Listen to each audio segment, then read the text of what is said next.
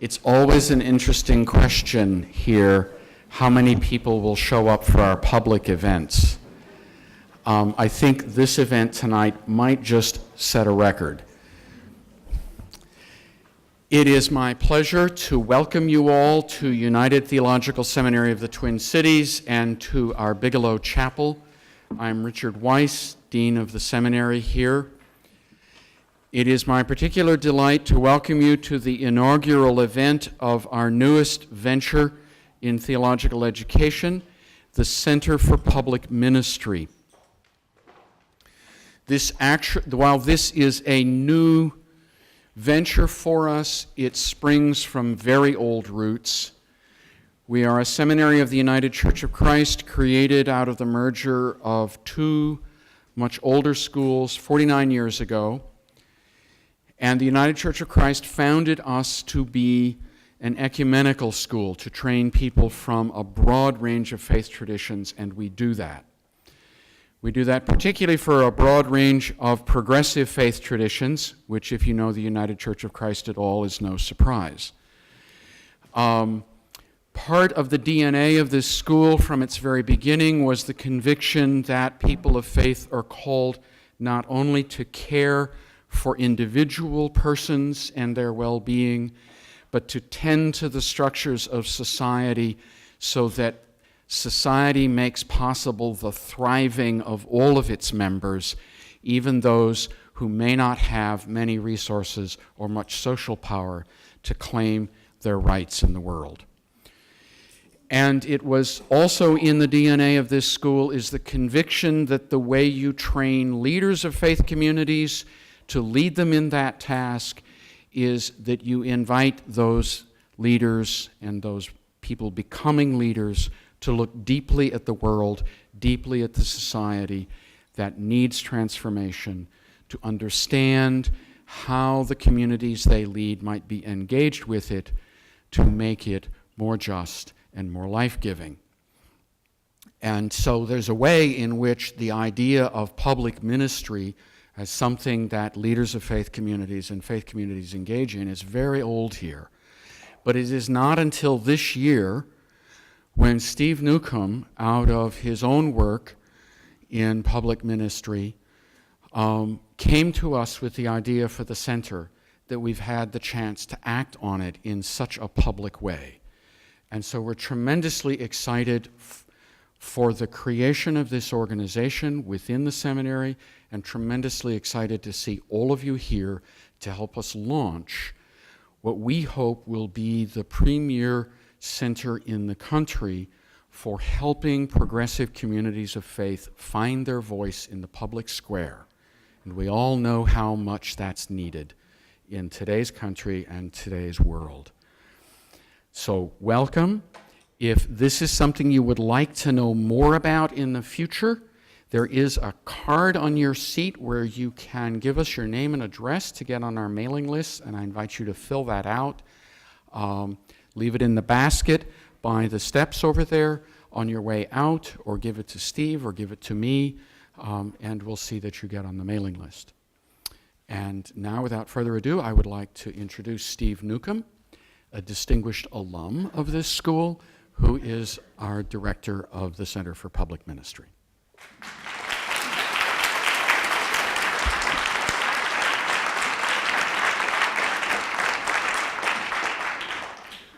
Well, I want to add my welcome and also say that apparently all of my useless fretting about whether anyone would show up or not paid off.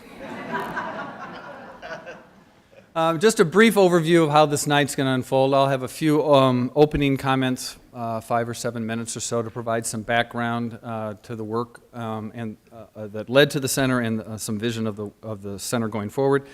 And then we'll have an opportunity to hear from the panel. There are a set of questions, themes that each panel member will, 5 different sets of themes or questions each panel member will be responding to, and then reacting to the others. So we want that to be a lively, engaging conversation. And in the spirit of helping us all relax and be comfortable and make this conversational, I'd like you to turn to your neighbor and introduce yourself if you don't know them.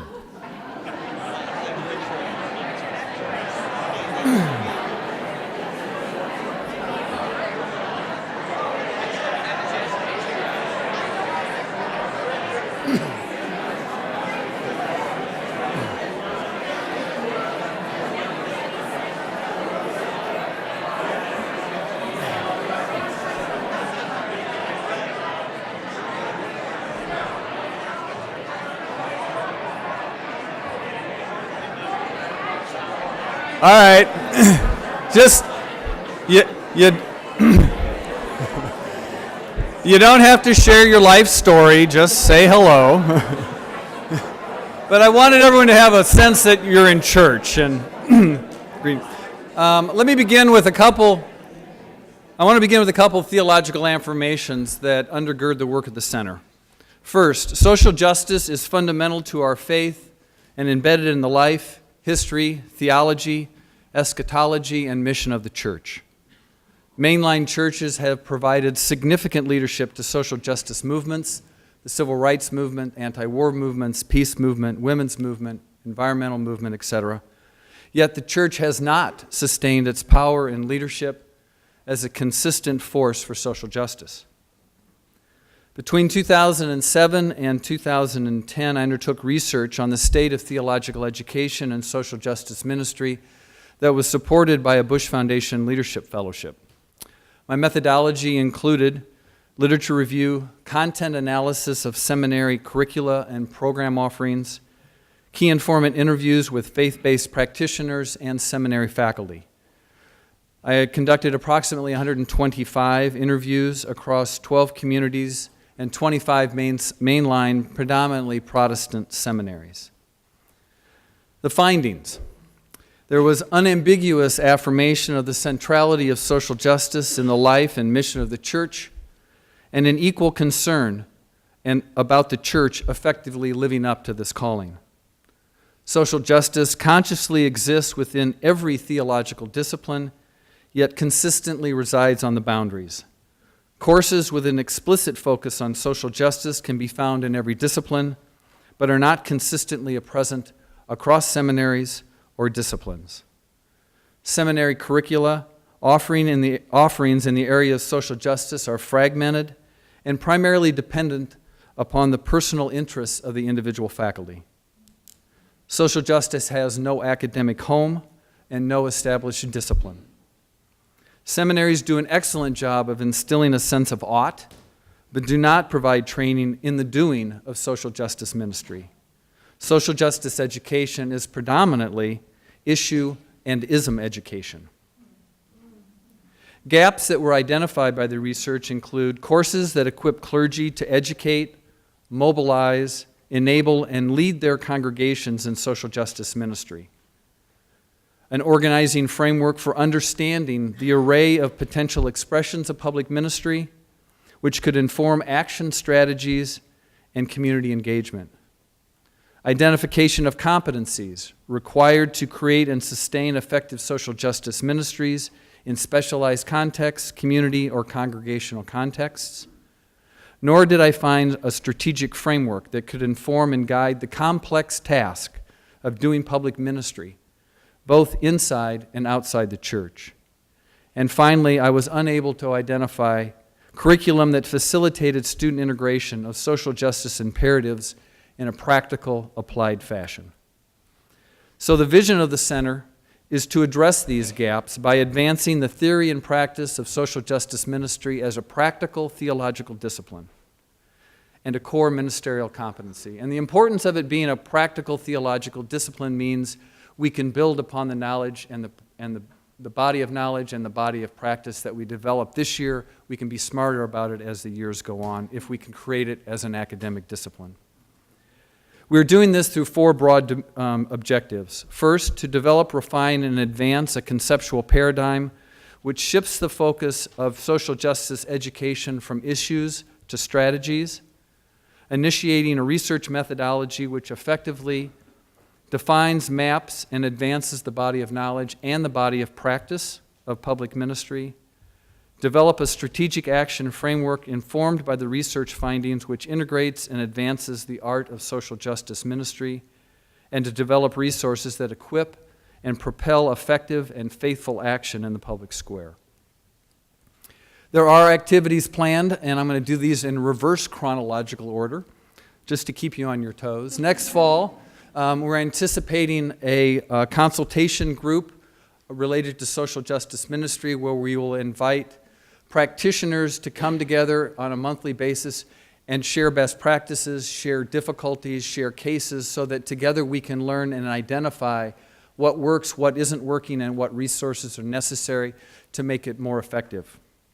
On June 6th, in collaboration with the Headwaters Foundation for Justice, we are hosting a gathering around spirituality and activism to identify what are the spiritual practices that undergird community work and community activism that can sustain that work over the long haul, which will again inform the resources that the center is producing and generating. And on May 3rd, there'll be a brown bag lunch here at United, where I'll be sharing in more detail the findings from my fellowship and also the public ministry topology and competencies and associated competencies that I developed as part of my work. And then finally, tonight. This is the center's inaugural event, and I'm delighted that we have such a diverse body of wise, religious, and civic leaders to be with us this evening. We have, if I start at the far end, Doran's, I'm gonna blow it, Doran. I've been practicing all night making sure I pronounce Doran's last name correctly, and then I just mispronounced her first name. Doran Schrantz is Schrantz. See, I knew I'd blow it. Schrantz. Okay. Doran is executive director of Isaiah, the faith-based organizing network here in the metro area. Next is Mark Ritchie, Secretary of State. I got both your names right, didn't I, Mark? Great. Peg Chemberlin is Executive Director of the Minnesota Council of Churches and currently serving as President of the National Council of Churches. Sharon Tan is the McVay Associate Professor of Christian Ethics here at United. And Peter Hutchinson is President of the Bush Foundation. So let's all thank them for being here.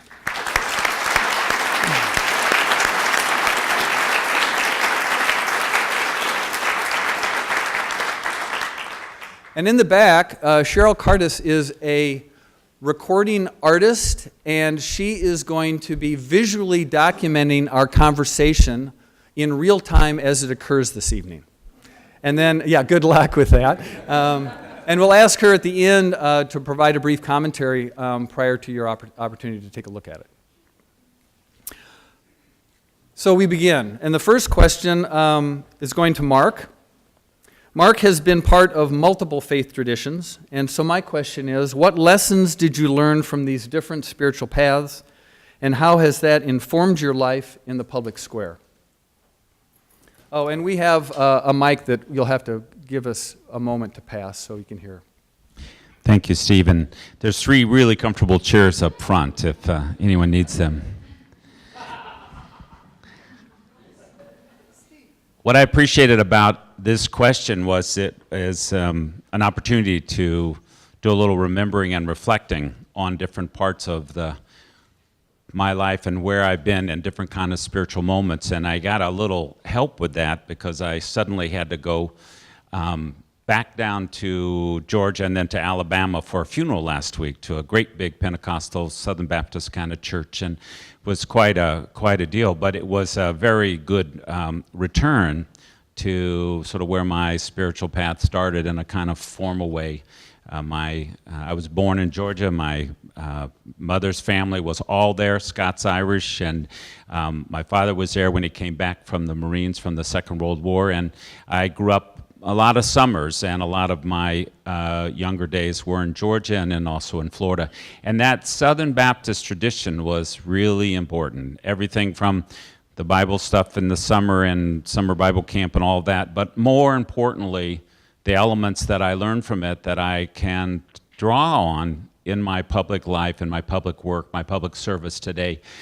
2 things come to mind real quick. One of them was the notion that people came together in groups to do things that were much better done together. Singing, feeding the hungry, healing the sick, studying and reflecting on religious matters, education. My grandmother was a kind of rock solid foundation of her church, and you could feel all of the energy and the things that happen when people came together to do that. Now, we do that in other ways. Governments do that, veterans organizations do that, women, I mean, people do in human society come together to do things that are much better done as a whole, and I learned that pretty dramatically.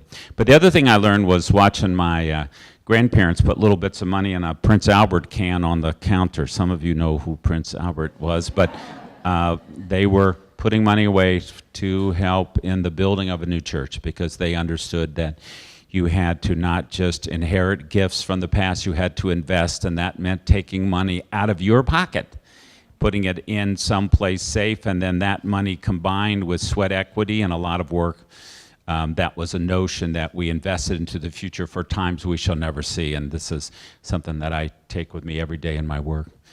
But we moved north out of the South, and my family ended up in Iowa, and my closest church to us in that instance, and the one that we went to, was Methodist, which was really good for me because the Methodist Church had a couple things that I think were really important for me personally. One was Mission Sunday, Monday nights in January. Some of you might relate to this, but you know, the church in a little tiny town in Iowa brought people from all over the planet to talk about what was going on in the rest of the planet and to sort of get people oriented to doing something about it. And so the notion was that we are all connected and that we should do something about it. And this is pretty fundamental, and it has stayed with me my whole life. But the Methodist Church is also an organizer's church. I don't know if any of you have read E.P. Thompson's book, Making of the English Working Class.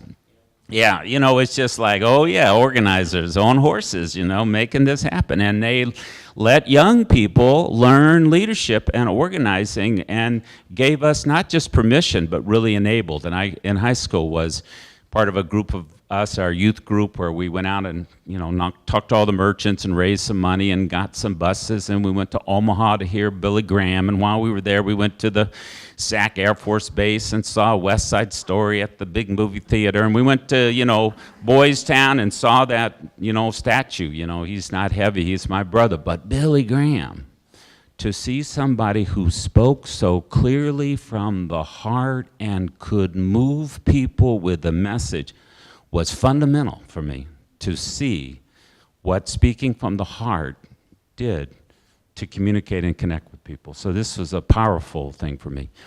Then a bunch of different things happened in my life, and I end up here. And about 30 years ago, my wife Nancy and I and our daughter Rachel joined First Universalist Church, which is one of the 150-some-year-old churches around, like Plymouth and a few others, and it's a church founded by Yankees, by Republican Yankees who knew the world and wanted to build a community of culture and life for them here, a spiritual life. And there have been a lot of things important to me about that church. One of them is a real fundamental understanding of the notion of liberty in all aspects of life. Liberty in terms of freedom of conscience and separation of church and state, yes, of course, but liberty also from a political point of view. You know, really, really important. And that notion of liberty and its connection to liberty and justice for all really sort of flowing through that spiritual community and that spiritual path. But there were other things as well. It was a place where we built a community of friends and built our community of friends out deeper and wider. Lots of times we would kind of show up on Sunday and make things happen. My wife, Nancy Gashot, who's here, has just recently chaired the committee searching for the minister. Some of you know what that's about, and I did a lot of things. But, you know, you show up and you make things happen, and you're not always certain why it's all important. And then we lost our daughter to a drunk driver, and the church just put its arms around us and held us whole. And you all of a sudden realize that somebody else created an institution for you, for me, for us, for times we shall never see, but we just might. And suddenly we had the knowledge of the need to invest in community, in place, in institutions for those things that happen in life. And this has been pretty important for me in all kinds of ways, but I'll end with just one story of of a moment that I had forgotten that lesson and was happy to have somebody kick me hard enough to remind me. You know, I had that little recount. I mean, I've had a few recounts, but I had this one a couple years ago, and there were these, you know, we have something called a state canvassing board. It's 5 people like this, and you always have a state canvassing board with each election, and you kind of review everything, and you say, oh yeah, that's great, and so on and so forth, and you have coffee and cookies, and you know, it's ceremonial, and I would think of it as like, well, these are busy people. Couple Supreme Court justices, couple judges, they're doing murder trials, can't make this take too long. You know, it was honorable to treat it in a ceremonial kind of way, but that was what it was. And I was struck dramatically with how, in a way, inappropriately, I failed to understand and remember the importance of that institution until I really needed it when that recount came along. And it was a reminder, oh yeah, you sometimes create institutions of culture, of public life, of, you know, whatever it is, not for the day-to-day, but for those very special, very dramatic times. And you need a way to be reminded to give the proper respect and proper and appropriate appreciation all the time, so that you're not ever letting it flow out of your hands and to crumble to dust and go away. And somewhere in public life at this moment, there's been some overachieving and great success which has happened to us in many realms of our public life in particular, that we've not necessarily come back and said, oh yeah, that didn't just happen. That didn't just fall from the sky. That was a gift to us from those who come before us. And our job is both the careful maintenance, the stewardship of those gifts, whoever built this gorgeous place, but it's the investing for that future, for those times we shall never see. And I feel like my spiritual path, each of those 3 kind of major institutional opportunities I've had, all gave me that understanding that we are the recipients of gifts, and our job is taking good care of democracy or this church or this building or this community of people, but our job is also to be investing in the community, in the democracy, in the building, in the roof, whatever it is, so that those who come behind us, or if suddenly we have a different place in life, they're there for us as well. So thank you for that question. Great, thanks, Mark.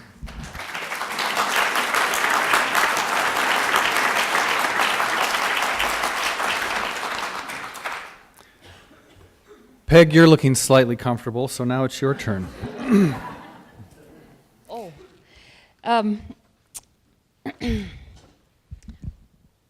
Am I responding to Mark? I'm working on my question. I was going to grill you with a question, but do you have a response to Mark that you No, want to make? go right ahead and grill away. All right, I'm grilling.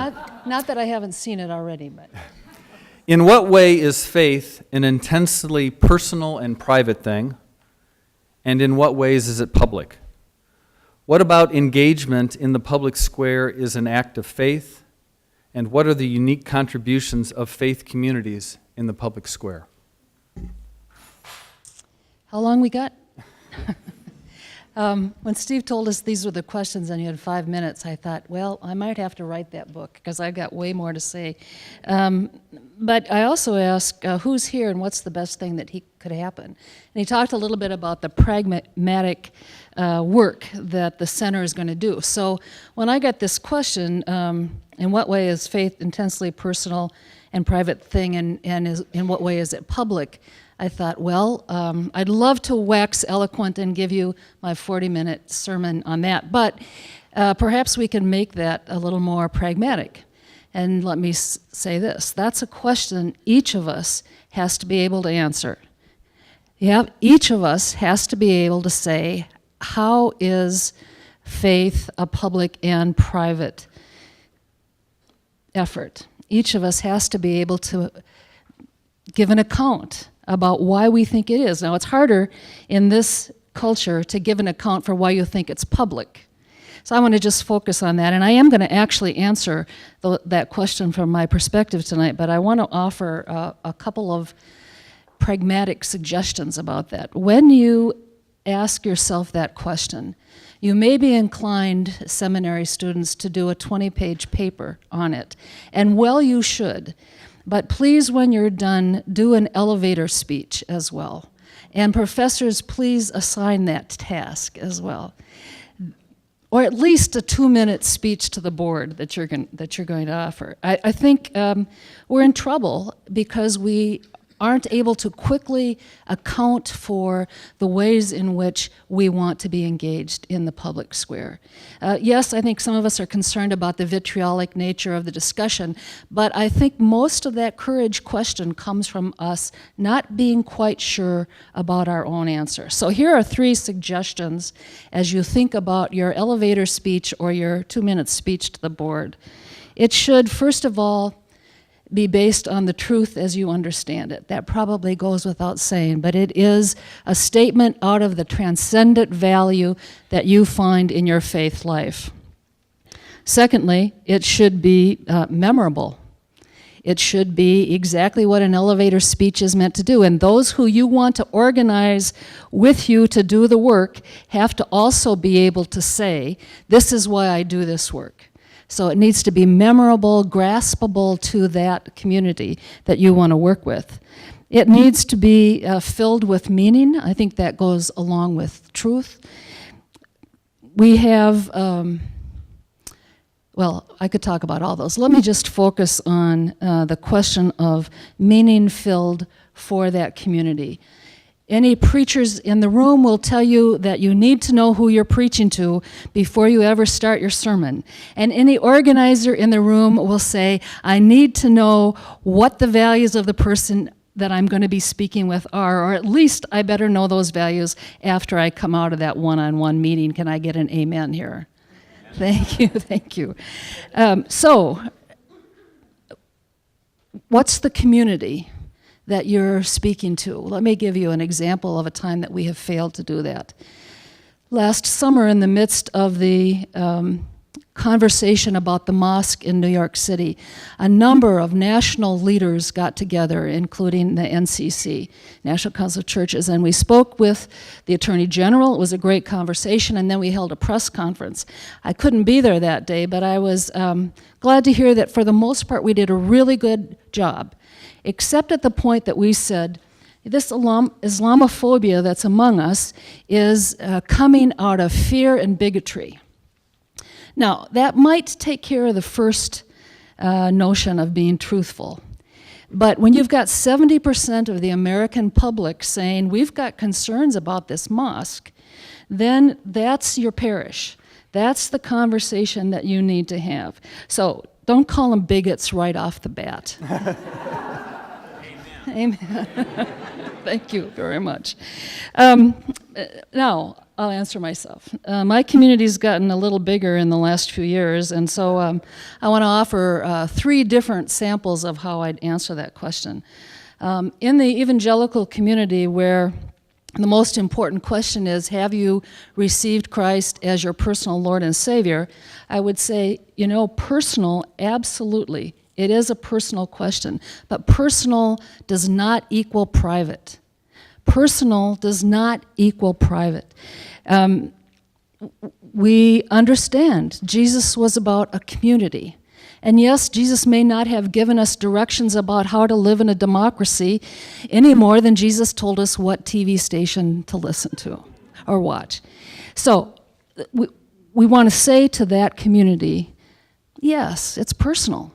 And personal doesn't mean private. Okay, if I'm talking with a good number of mainliners, I would say we got to understand that from the very beginning, Christ understood his ministry as part of the corporate community. And if there's any question about that, look at Luke 4, where he quotes Isaiah 61 and says, the Spirit of the Lord is upon me because he's anointed me to preach good news to the poor, etc. You might all want to memorize that one in the elevator, would be good. And then at the end of that, Jesus says, this day, that's coming true. In my ministry, we should see those things. And that hermeneutic should be taken into all of our understandings of everything else that Jesus said. Talking about the prodigal son, this was a story of community. So that's with the mainliners. They would get that, but we all need to be pushed on that. If I'm engaging with a broader group, I'd probably talk about the image of God that is in all created humanity. That's an issue, that's a value that I believe, starting with truth, and it's a value that's very much in the theology of all of the other groups that are there. I would suggest that there's a lot of wonderful Roman Catholic seminary material that could be helpful to us in this. Vatican II went a long way to talk about the Imago Dei. Also, the historic peace churches, I think, have some things to offer us too. So, quick speeches, all of which should have longer, deeper, thought-through understandings that go with them. So when somebody says, let's talk about that some more, you're prepared to do that. Let me roll right along. What are the unique contributions that the faith communities can make in the public square? Charles Taylor, in his book, Sources of the Self, contends that religion can assist politics by making clear the often hidden religious roots of modern notions of human rights. Lewis Mudge, in The Gifts of Responsibility, suggests that the Abrahamic religions can help modern democracies better understand the religious fundamentalism that threatens their existence. I agree. But I'd say that the biggest contribution that the faith community can give to the work in the public square is to remind ourselves and others who come into the public square from faith groups that God is God and we are not. That it is blasphemous and adulterous to claim anything other than that. This is one way of confessing that the one who we worship as creator of all, that in that theological formation we acknowledge, to borrow from H. Richard Niebuhr, that absolutizing relative perspectives may be the single greatest source of evil. 3 quick points about that particular gift. First, the outcomes are in God's time, not ours. That should be a comfort to us. It was to King. Second, life thrives in diversity. Any scientist will tell you that. We need a diverse set of experiences and perspectives. The greatest contribution, perhaps, of religion to politics comes from a model of community in diversity, of community in disagreement. Finally, I'd say there needs to be a God-demanding humility in our efforts together. I understand how that happens. We bring transcendent values into a democratic conversation. It's hard to compromise transcendent values, and that's true for everybody at the table. But nevertheless, if we believe that God in some way values democracy, then we understand that there's got to be an opportunity for compromise. That shouldn't be hard for us. In our humility, in our God-demanding humility, we should be able to understand that. Thanks. Great, thanks, Peg.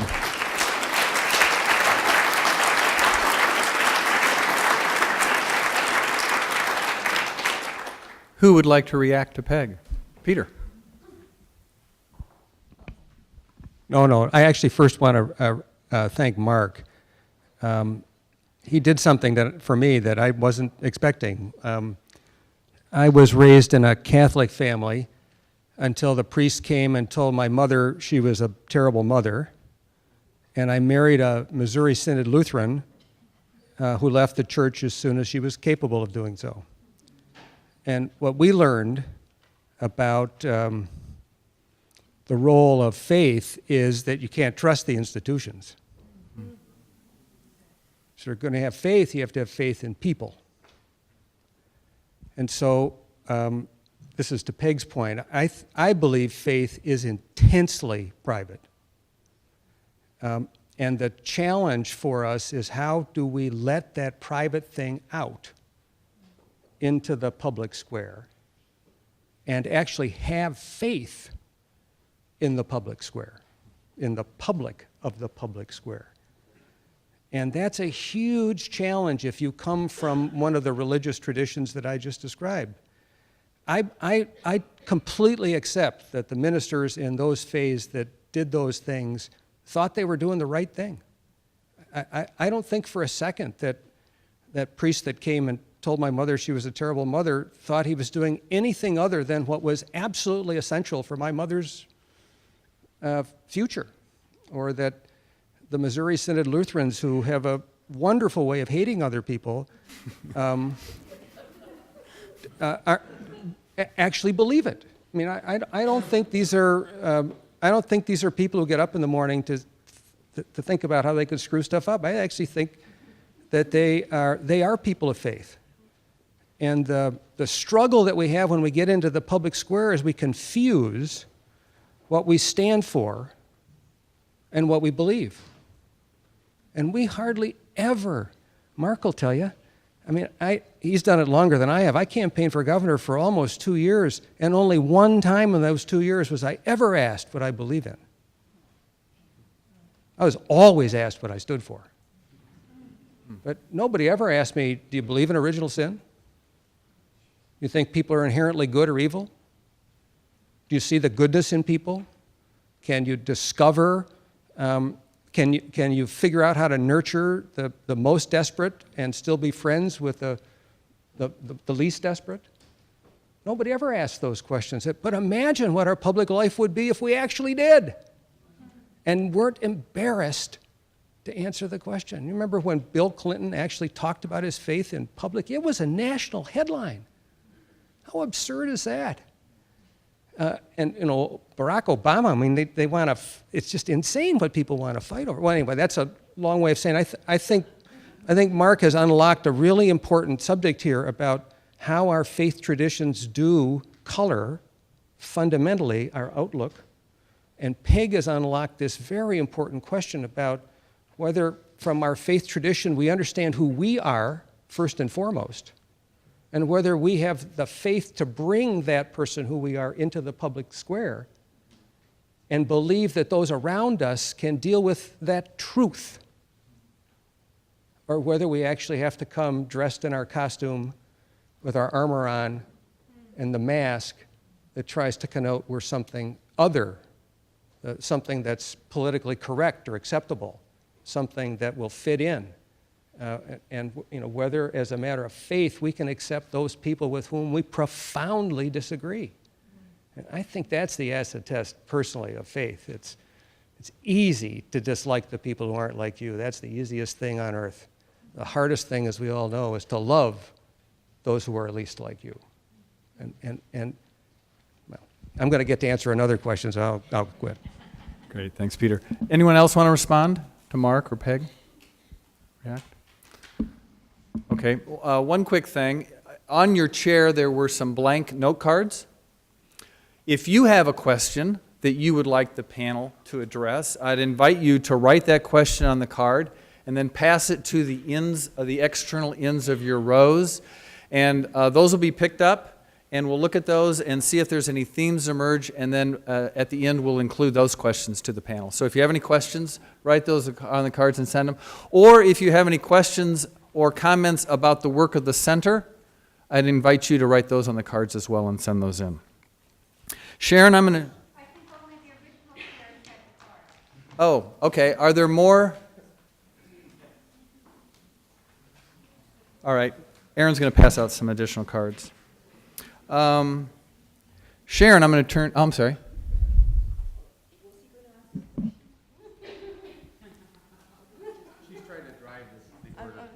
I'm just trying to hold off my answer. Oh.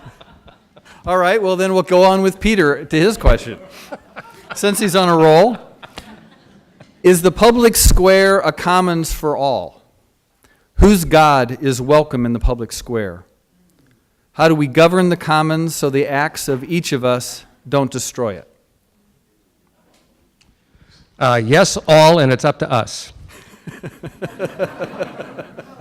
So fundamentally, the public square must be the commons for all of us. And the minute we say that some gods are welcome and other gods aren't, we have no public square.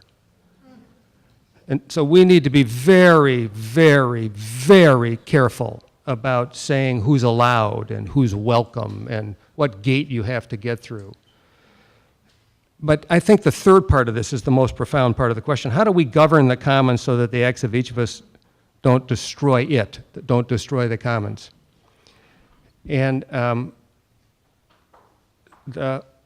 there was I used to be a city planner. I actually used to know something, but those days are long gone.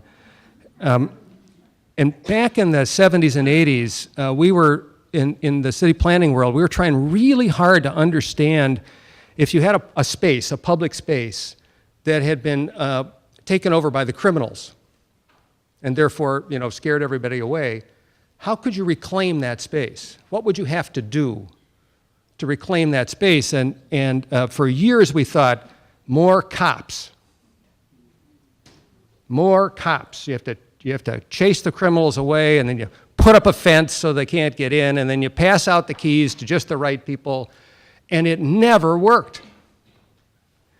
And finally, a guy named White realized that the answer to this question was the reason that public space became unsafe is that people of goodwill chose not to be there.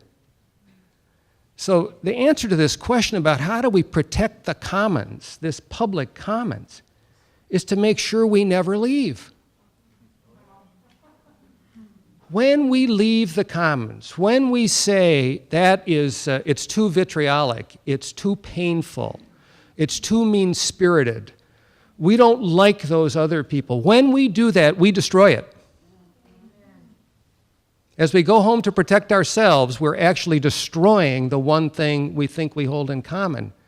And so the only answer to this question is about all of us getting back in there. Now, this is really uncomfortable because if you take that seriously, it really is all of us. It's the people we like and the people we don't like, the people like us and the people not like us, the familiar and the unfamiliar. It's the paradox that the only way to keep this thing public and vital is to embrace all of those things that make us most uncomfortable. That's the only way we can keep the public square public, and it actually, I think, is the only way we can keep it as ours. And I think the challenge for the faith community is to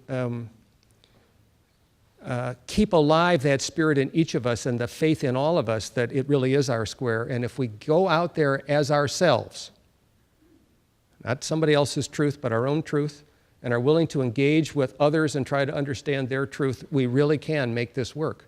It has worked pretty well for a long time.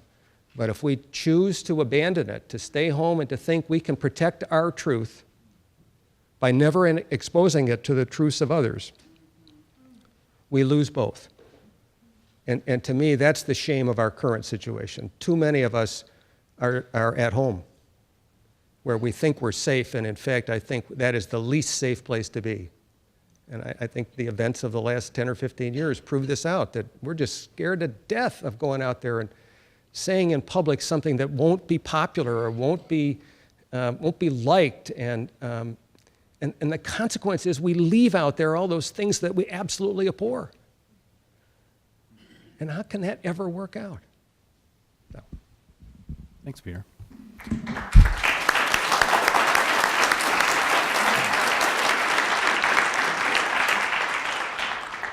Panel reactions to Peter's comment. Amen. I've never had one of those before.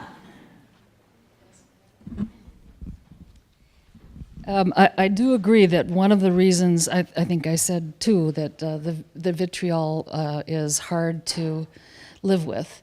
And so the best how-to with that is organize. And in a seminary, I want to say organize, don't criticize or sermonize. How will that work in the elevator?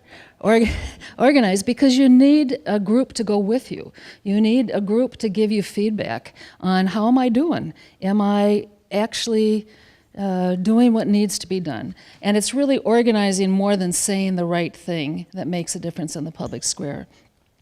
I think the other thing that keeps us out of the public square is that we tend to be consumers, not producers.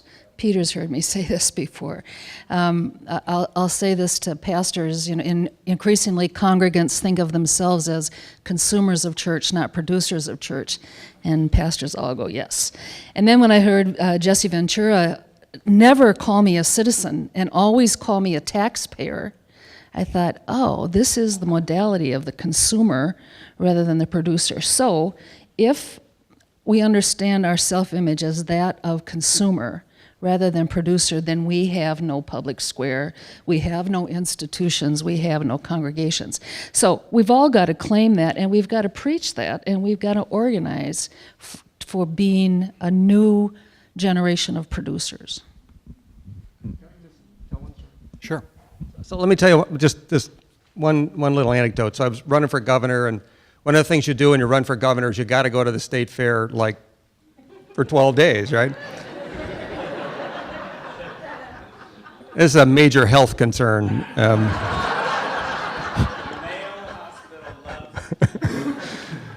So I'm at the state fair, and at the state fair, everybody's welcome, right? And so it's an all-comers deal, and I'm standing there, and this guy walks across the street. This guy's about 6'9", I'm 5'10". He's wearing coveralls, a seed cap, and he's smoking a cigarette. And he walks up to me, and he looks down at me, and he says, "So, what's your position on smoking?"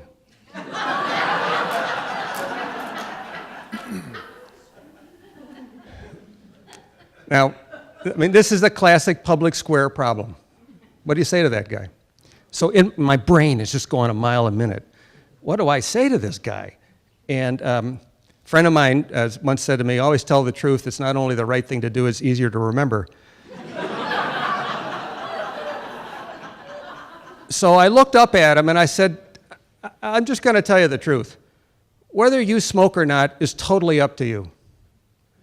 And I don't have any qualms about the government imposing on your right to kill yourself by smoking. But I'll tell you what, I don't want to pay your hospital bill.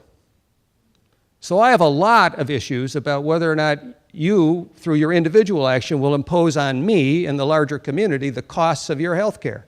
So as long as you're willing to pay for your health care, I don't care if you smoke or not. And he looks down at me and he says, I don't agree with a single thing you just said, but I'm going to vote for you, because at least you know what you believe. Those are Minnesotans. That's how Minnesotans think, and it's one of the reasons that I have so much faith in the community. I think the community can handle the truth. I don't think it's like that movie. I think the community can actually handle the truth if we know what our truth is, instead of somebody else. I'll never forget this guy. He scared the living daylights out of me. Any other reactions? All right, Sharon, you're going to get your question now, whether you're ready or not. Religious liberty is a central concept in American life and history. What does religious liberty mean concretely in terms of civic duty and public engagement? And what are the implications for the institutional expressions of the church, congregations, denominations, and ecumenical entities? Oh, somebody asked me right before this started, are you nervous? And I said, I don't tend to, I'm nervous now. Yeah. I've had 3 very hard acts to follow, and I will not. I think there are 2 types of liberty. Generally speaking, there's negative liberty. Actually, I'm a professor, and when I have a class this size, I like to stand up. So please humor me. Yeah. We have the negative concept of liberty and the positive concept of liberty. And the negative is like the negative idea of rights. It's freedom from. Negative liberty is like freedom from constraint, freedom from oppression, freedom from threats, freedom from violence, and all that. And the positive notion of liberty is the freedom to. And we, in the United States and in a lot of Western countries, we pay a lot of attention to the freedom froms. And that's where how this country was built. You know, people came here to be free from religious persecution. This country was built on that. I'd like to focus a little bit on the freedom to, and I suggest that if we are truly free, we are free to, and not only free to, but responsible to practice liberty. Now, this liberty is not just a free-for-all. It's not just to go out there and do whatever we want, because our freedom to practice religion, which is the freedom, like say, people died to make us free, right? That's what we've been told. That freedom to practice religion is also responsibility, as Pete has said, because if we don't practice that, if we don't exercise that freedom, we abdicate that responsibility to someone else. But we are only free to practice religion coextensive with the freedom of other people. And we've heard that too. Our freedoms are constrained by the freedoms of other people. And this is sometimes a paradox, because the freedom to, the positive liberty, can sometimes impose on the religious freedom of other people. So I think that that it is not only responsible, but also biblical, and we are talking about public theology, biblical to that our positive liberty is constrained by the rules of the public square. And I say that because if you think about Jesus and the notion of incarnation, Jesus, when he was incarnate, had to obey the rules of nature. He couldn't fly, and in fact, the three temptations were all temptations to go against the rules of nature, but the story of the temptations is that he was subject to the rules of nature. So our practice of our religion is subject to the rules of the public square. The only exception that we hear of Jesus doing is when it was in order to save life. The Jewish people have the idea that you can break the rules of Sabbath only in order to save life. So we are subject to the rules of the public square. And by the way, when in Romans it says that we are subject to be subject to the governing authorities. Who are the governing authorities in our case? We are. So there is a responsibility to practice democracy, to get out there and work for the freedoms that we have. And and the only exception to obeying the rules is to save life, not to destroy it. To civil disobedience, to save life, not to destroy it. And finally, who decides what? One question I get a lot in my classes is, but if it's somebody else's culture, is it okay? Is it okay to, for example, practice female circumcision or something if it's their culture? And my response is, whose benefit is that answer? For whose benefit is that answer being given? Is it for the benefit of the people in power, or is it for the benefit of the people who are being, say, oppressed or something? When we say, it's their culture, let them do it. It's their freedom, let them do it. Well, whose benefit is that freedom being exercised for? Thank you.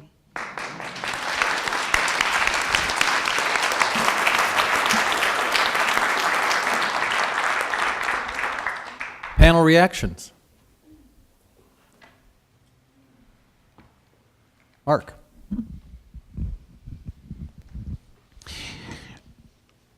So 150 years ago tonight, they shelled Fort Sumter, and we had a war over freedom and slavery. Other things mixed in, but kind of fundamental.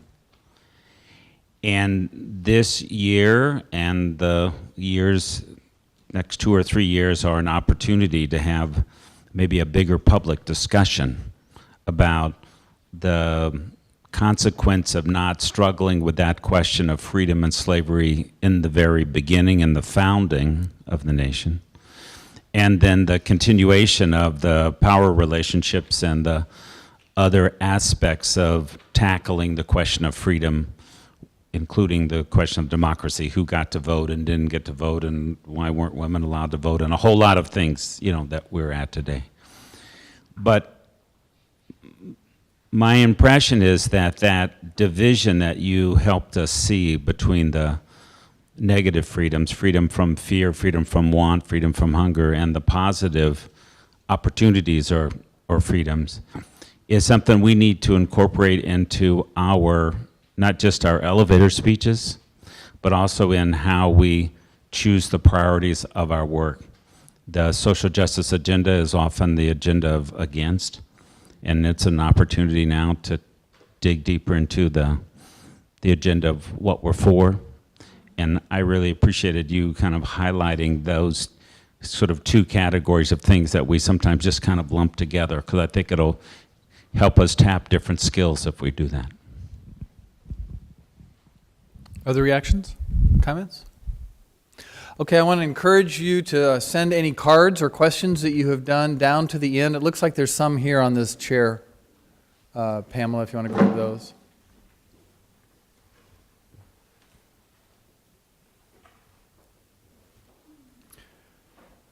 Great. Doran.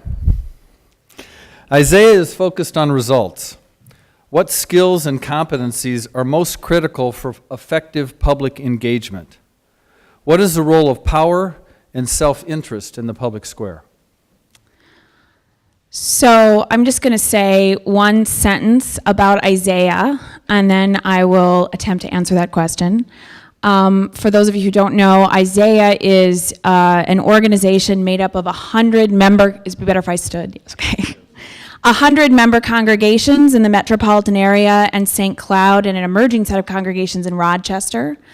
And Isaiah, most simply, is a vehicle for institutions and people of faith to act collectively for racial, social, and economic justice.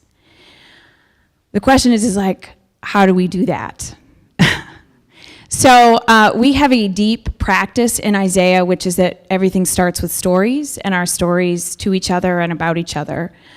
So I'm going to tell you just a snapshot of mine. I got into this work because I wanted to be a community organizer. And now at cocktail parties, people have some idea of what that is, including my parents.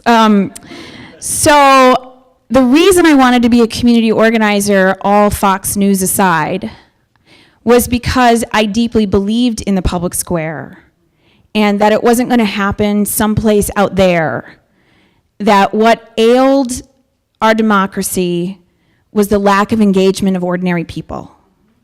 And that this was going to happen at kitchen tables, it was going to happen in the neighborhood, it was going to happen in people's homes, and it was going to happen with a change of heart. I actually partially got clear about this because I read Hannah Arendt's On Revolution, in which she talked about freedom to versus freedom from. And I read some of the letters of Thomas Jefferson and Sam Adams as they talked about heaven actually being the Congress. And what's important about that, yeah, really. But what's important about that, what was so beautiful about that to me, was that there is something in that space where we actually realize our full humanity. It's the space of being fully visible, of fully realizing your potential, of being seen and having impact, of co-creating. And that's what freedom is. That's how you act on freedom. You engage, you create, you act out of yourself. So I came to Isaiah to do that. What I didn't fully comprehend was that Isaiah was a faith-based organization. I did not grow up going to church. My parents are former Catholics. My dad was married before he married my mother. When I was baptized, they were not allowed to come up to the altar. So my experience of faith and faith institutions, and frankly, therefore associated with God, was that God was exclusive, judgmental, and if that was God, I didn't really want to have much to do with him, or probably him. Probably him, yeah. Because she would never behave that No. way. Or at least would have more sensitivity or would hide it better. Like, that was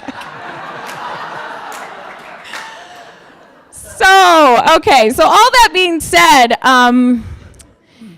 since I've been a part of Isaiah, the experience that I had, there was a set of doorways that opened, and the first one was that I realized that Lutheran pastors drank beer. This was huge. That people actually debated and disagreed. That created an opening. But then there really were a set of things that happened for me in my own transformation and becoming of a leader and becoming this person who was acting and co-creating and engaging and being a person fully in public life, which is what I experienced in the community of practice that is Isaiah. I began to actually experience an opening of my faith and a belief in God. I had a lot of people of faith who opened up that vision for me in Isaiah. And now I have to say, it's very hard for me to imagine the transformation that I think is necessary in our public and political life without imagining it also being a spiritual transformation. And so I often do that. I can't do it because I have a microphone, but when I talk in my elevator speech, I do this. If we talk about the mission of Isaiah, it's that space where these things become one. I don't know that I think faith is deeply personal. I have only experienced it in deep relationship with other people. I have only experienced it in relationship and in community, and again, in a community of practice. So I think there are three things that we do in Isaiah.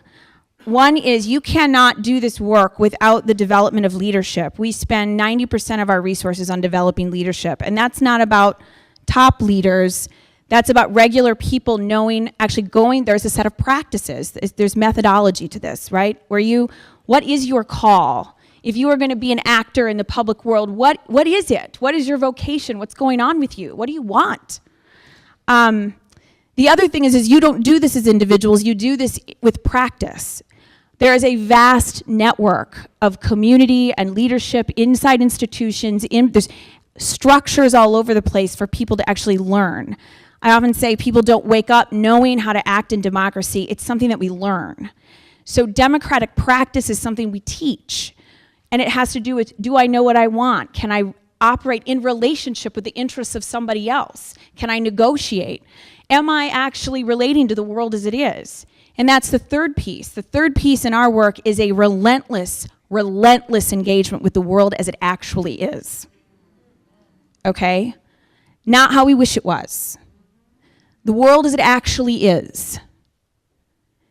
And it is very, very hard for people of faith and congregations to fully reckon with the world as it actually is. My faith tells me that if I am not engaged with other people in the world as it actually is, then I am out to lunch. And that's where God wants us to be. It's hard. There's conflict. It operates based on power. We talk a lot about power. The powers and principalities, you can cover it up, but power operates, it's a reality. We talk about self-interest. That's just about me and you in the public arena, right? Me, my interest, and you. So all of these things together help people become effective practitioners out of their faith in the public arena. So I'll say one last comment. I learned a lot about organizing from organizers, and then I read Walter Brueggemann, The Prophetic Imagination. That is where these pieces came together for me. It was the first chapter of The Prophetic Imagination. And I imagine ourselves, so he talks about the alternative consciousness and the alternative community. And by embodying your hopes, by embodying an alternative consciousness, you actually provoke. You provoke a reaction. You actually, by yourself, you agitate and criticize the world as it is. But if you can't stop there, right? You have to energize around a new vision.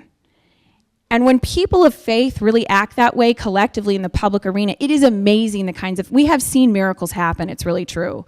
And what it really is about actually allowing people to have the imagination to open up new possibilities.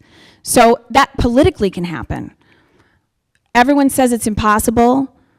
all of a sudden it's possible. And one of the most important roles of people in faith in the public arena is just calling forth radical possibility. So.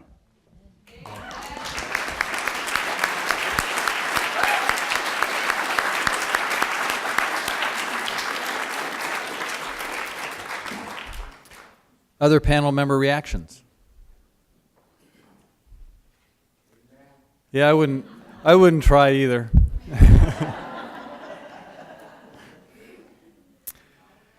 This one might go to you, Sharon, since you're also an attorney by training. How politically involved can a church be without overstepping the separation of church and state?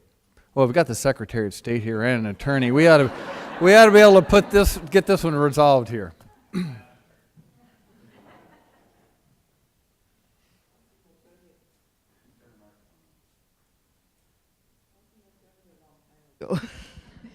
I think. Is the mic on? Is it on? Yeah. Okay. All right.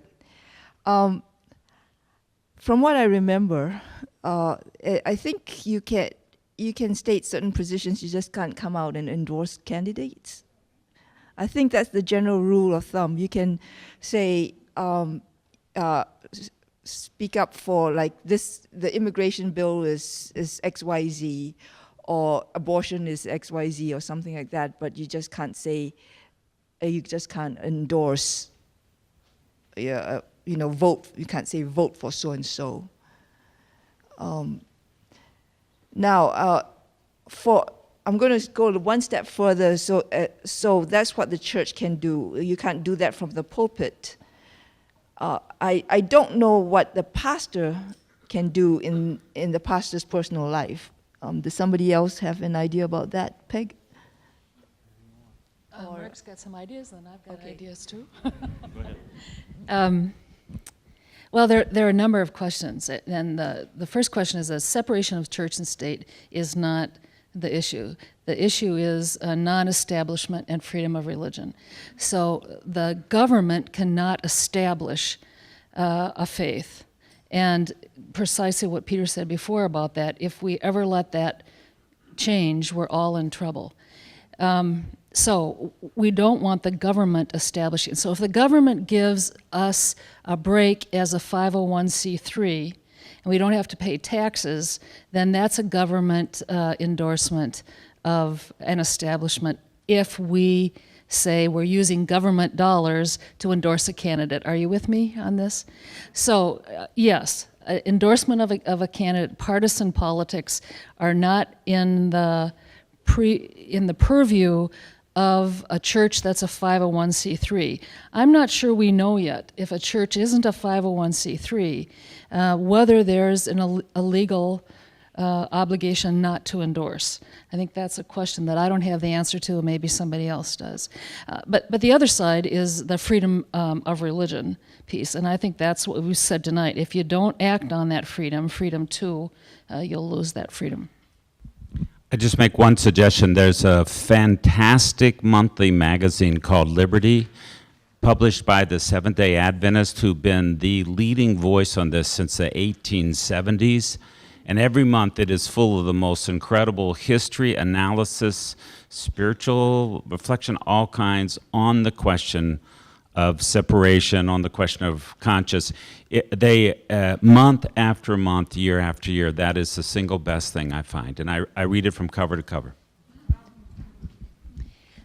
In being on President Obama's Advisory Council on Faith-Based Neighborhood Partnerships, one of the task forces was on this very question, and it was very invigorating because there was lots of questions about, is the government establishing by the fact of having an organization that chooses some faith leaders rather than others. And I think it was an extraordinary conversation and needs to continue. For those of us who like being on those councils and like what the president does with our suggestions, that's one thing, but we always have to ask, as Peter asked before, what if it's the other way around? And just because it works in one point in time does not mean it's going to work for us another point in time. So I think there's that question to be asking all the time.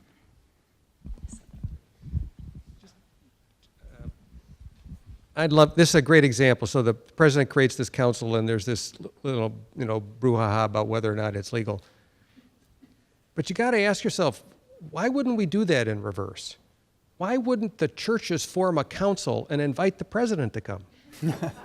No, seriously. Why is it up to the political leaders who work for us to initiate? We don't have to sit back. It's never illegal for citizens to take action. It's never illegal. But just the whole framing, I mean, the reason it's a problem is because we're used to the other way around. And I think what we learn from Isaiah and others is, don't wait. Don't wait. If you want something to change it. And if it's the wrong thing to do, someone will tell you. But I'm in the I'm in the ask for forgiveness world, not the permission. I don't have a technical answer to this question, but based on my prior experience at the Headwaters Foundation, where we created a democracy fund intentionally designed to support nonprofits' engagement and civic participation, that the line that has been drawn in the sand historically about what nonprofits can and cannot do is a far cry from what's actually possible. And that we have been scared away from, because of proposed legal consequences, a whole range of actions that are actually legal. And I believe that's probably true for the church as well. But this could be, if this is a concern and if this is a barrier, this could be one of the topics that the center addresses in its programming, to be really clear about what the boundaries are. All right, that's next month then. And then the part about where we invite the president, that would be the month after.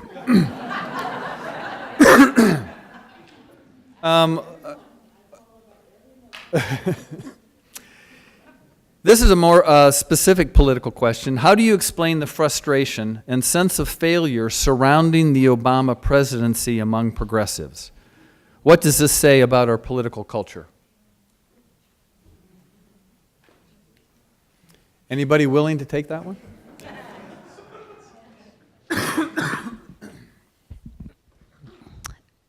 The left is used to being a critique community and not a producer community.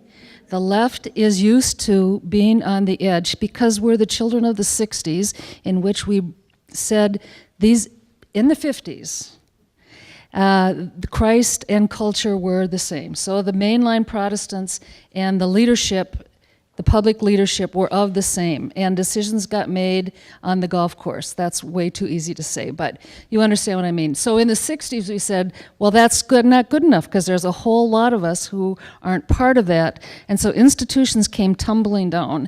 And most of us have delighted to be in the critique model for a long time. It makes it really hard to come together in some kind of compromising way to get something done when you're in the critique model. I think there are real disappointments. I also write him about once a month about the things I don't like that he's doing, and tell him that to his face on occasion.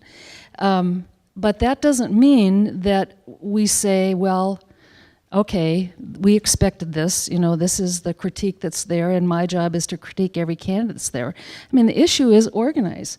The issue is organize. So organize for the conversation, but also remember that we have to organize around what elections are coming up and that sort of thing too. I mean, that's not answering exactly the question that was asked, but that's the answer I keep carrying around.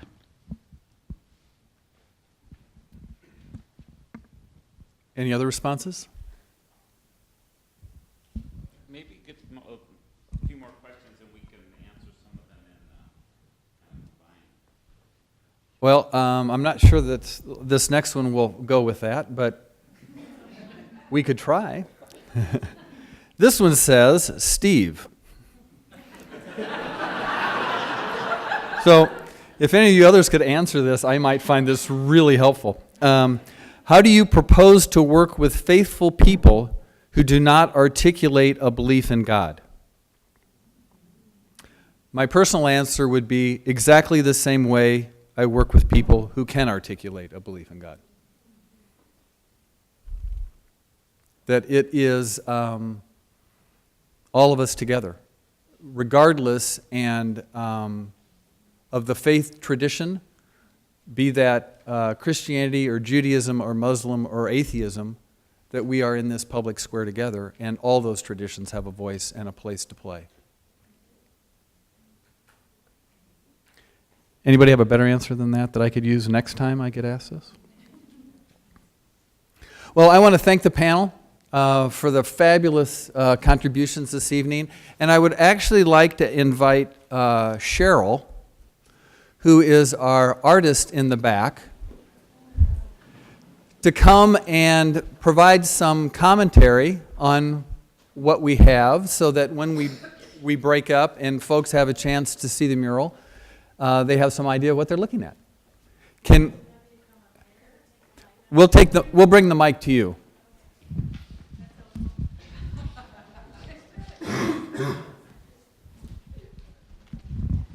Hello, everyone. It's been great to be part of this conversation. I've really enjoyed it. What I've been trying to track is the whole conversation, and I have left some spaces for some images that I'm planning to throw in before I leave. And so you can, as you're hanging around chatting, you're welcome to stop up and take a look at it. And also, if you think there's an important idea that I missed, because of course I had to skip some words and phrases here and there, please let me know and add it into the chart. That's fine. So what I've done is organize the space for 5 presenters, and I did that by putting the beginnings of a banner through here to identify that this is the Center for Public Ministry, and the topic is God in Public. And then I organized Mark Ritchie's comments here, Peg Chemberlin's here, Peter Hutchinson here, and Doran Schrantz, close enough? Oh, fine, you can get it right. And Sharon Tan's up here. And so generally a whole idea is written in one color, and related ideas might also be in a similar color. But otherwise I've tried to alternate the colors and put them in like blocks of space, so that they're there, but not as a linear listing, in order to capture some of the energy of the conversation. So does anyone have any questions? I'm happy to answer. What images are you planning on incorporating? Because I see you've got an hourglass there. Actually, this is actually the beginning of a square, a public square where people embrace differences. And it talks about being in the public square around it. So it's coming. There's this space here. What is the community you're speaking to? I was going to draw a number of little people here. I've started drawing some people, a heart, the global perspective of the Methodists, and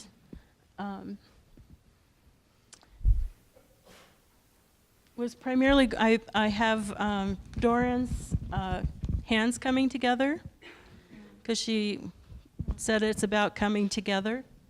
So those are the beginnings of hands. Sometimes you have to tell people what the image is because it's not very clear. And Sharon, I made some notes, but I didn't quite get to hers, so I'm not quite done. So if you have some ideas for images, I'm happy to include them, and otherwise, as I tidy it up, I'll be adding images as I go. There's a question. Question? What will be done with this? What will happen with this? It's going to get scanned, and then it will be included on the website for the Center for Public Ministries website. So you don't have to actually memorize it. We'll get it scanned and up on our Yeah. site. Mark, did you have a question or comment? I didn't know we were going to end with that question. I want to say one thing about Mama, but I want to say one thing about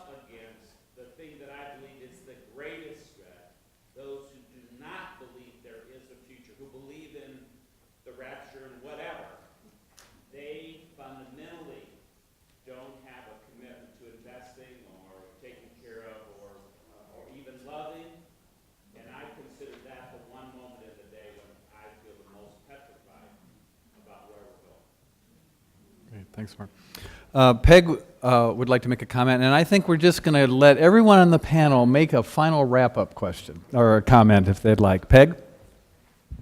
Well, actually, because I think of myself as an organizer, May 11th, we just decided today that there will be a rally at the state capitol on May 11th about the tax inequity in this state.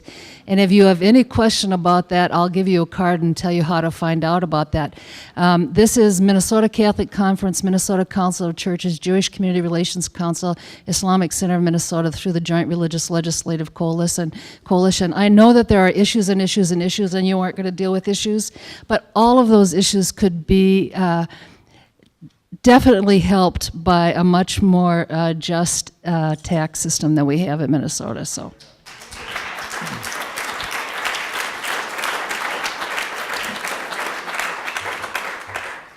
I wanted to respond to what Mark said about the future because that just resonated with me.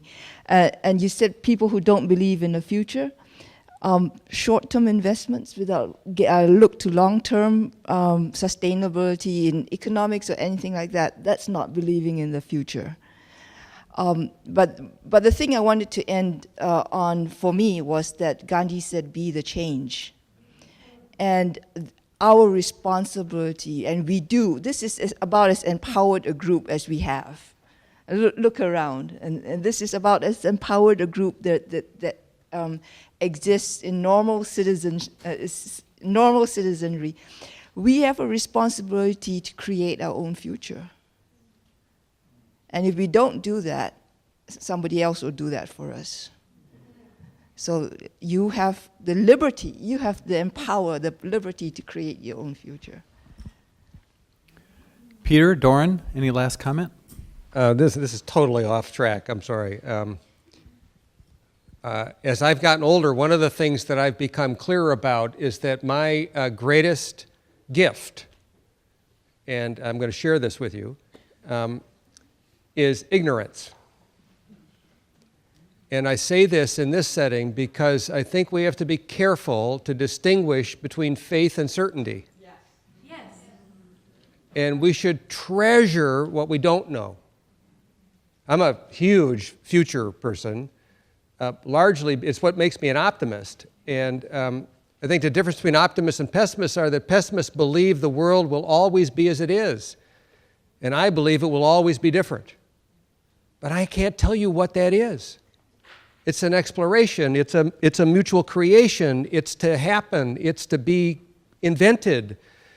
And one of the challenges I see in the public square today is people are just too damn certain and not willing, not able even, to say, gee, I really don't know how to do that. I really don't understand that question. I really don't understand you, and truly mean it. And be truly interested in understanding where the other is coming from. And I think ignorance continues to be our greatest secret weapon. But we have a really hard time, and males in particular have a really hard time not only asking for directions, but admitting that we actually don't know where we are.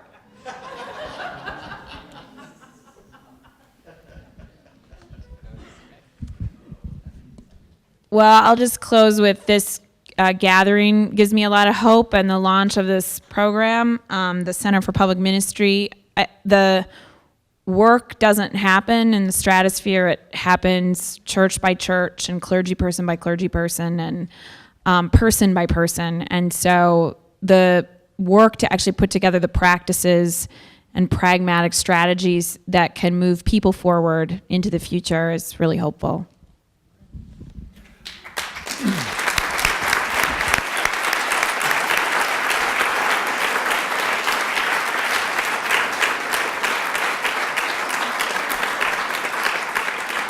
I want to remind and invite all of you to fill out a card so we can contact you in the future and let you know when President Obama will be here with us. And then finally, I want to thank the panel for doing such a superlative job this evening.